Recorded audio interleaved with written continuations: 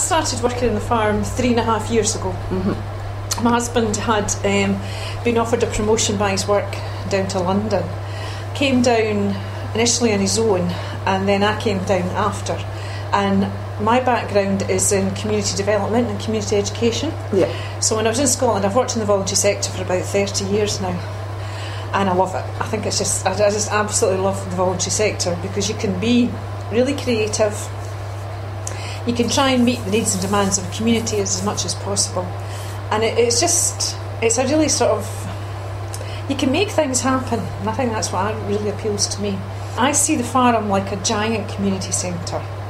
It's just that you've got different people putting different needs and demands in it at different times. You've got gardeners, you've got young people, volunteers, people that are interested in animals, community just coming for a safe place to come to. You know, it's got so many different things that it can be to so many different people.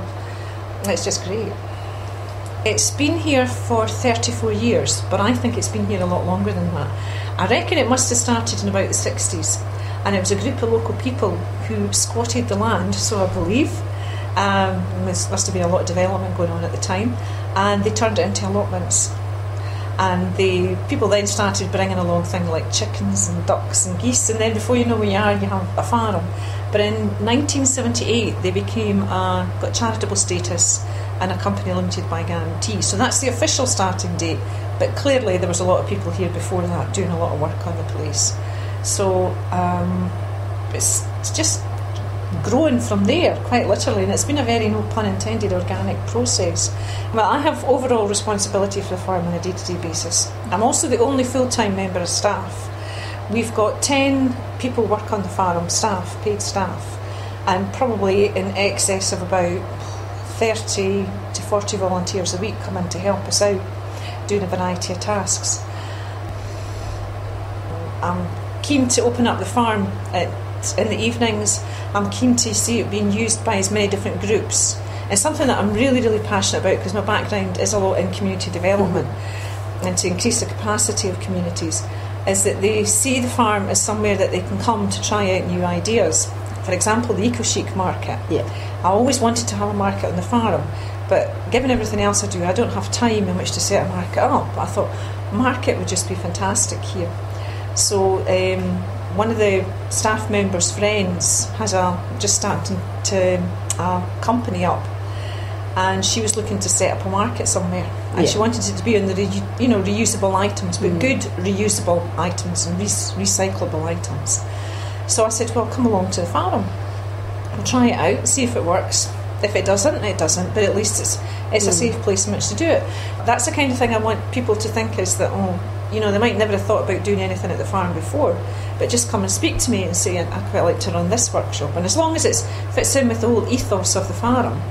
Just think, oh gosh, you'd ask me one best, it's hard to say what one best thing is. I think one of the nice things about it is that if I'm stuck in the office and I'm looking at funding bids, or I'm looking at finance or anything like that, I can just, I'm walking away for about 5-10 minutes and go up and go and pet some goats, or go and speak to some sheep, or really feel like I'm back out in the country again. So I can walk away from my desk and experience that sort of peace and quiet at the farm.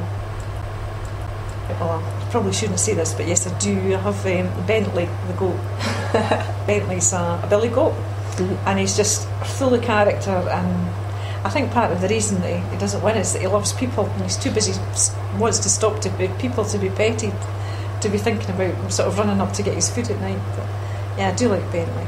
So is the goat race a big earner for the farm? Yes, huge earner for the farm. Massive. Is it the biggest? Yes, definitely. They have completely exceeded expectations. And it's a great earner for the farm. It's relatively easy to put on, and it's just a huge promotion for the farm as well. For people. I mean, if I had £1 for every time somebody said to me, I didn't know you were here, I wouldn't need to do funding bids. So it's like we're sort of hidden away, which is a nice thing as well, because you get relative peace and quiet. But then sometimes it's not great trying to find us. But I mean, we do get lots and lots of visitors. I mean, we have probably about 30 to 35,000 visitors a year to the farm. What kind of activities and workshops do you run for? Well, we're just getting bees in, so we're running bee workshops at the moment. We done a fungi workshop on Sunday, do composting workshops.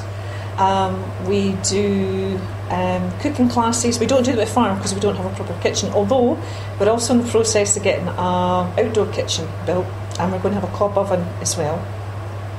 We do a few cookouts with our young farmers, so we've got a little fire pit, so we'll maybe cook their lunch there, or they all help. We'll go and pick whatever's around the farm and create something. We've had quilting workshops this year's our Talking Quilt, and that was in conjunction with, and we're doing it again this year with the University of Brighton, looking at a research project about what brings communities together. Things come in trends, but I think the gardening one and growing your own foods, I think that's going to be here for quite a while actually. I think it's that sense of feeling good about yourself because you're outside working.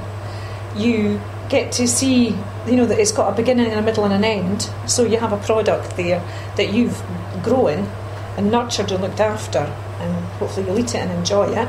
Or even if it's plants and you want to enjoy, the feeling of seeing something grow. You're working with something that's completely non-judgmental. You're only going to get something back out of it what you put into it yourself. And I think as well, if you come along to a space like the farm where there's lots of other people that are gardeners, you're sort of creating new friendships, meeting new people, sharing ideas. Yeah, we're Spitalfields City Farm, but I also like to think we're Spitalfields Community Farm. It's very much about our community. The farm doesn't belong to me, it doesn't belong to staff, it belongs to everybody. And it's an important part for me that people can walk in the gate and feel sort of warm and welcomed, and it's a safe place to come to. So I've worked a lot to improve upon that, definitely, and I'll carry on doing that as well.